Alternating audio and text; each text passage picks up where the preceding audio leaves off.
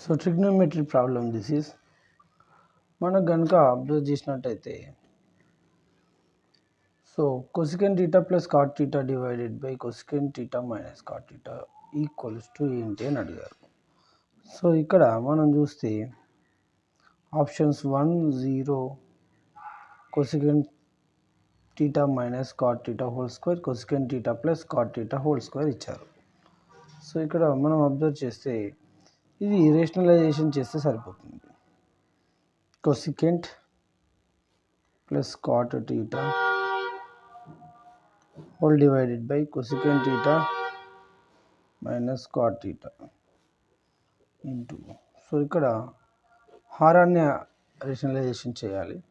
So దానికోసం cosecant theta plus cot theta, cosecant theta plus cot theta తోటి multiplication చేస్తున్నాం.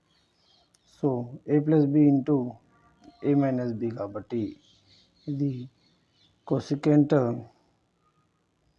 Theta plus cot theta whole square అని న్యూమరేటర్లో అవుతుంది.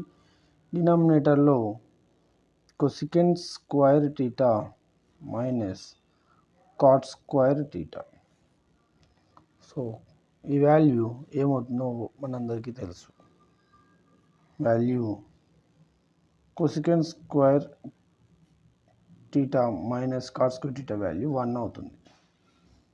కాబట్టి ఇది న్యూమరేటర్లో మిగిలిపోతుంది.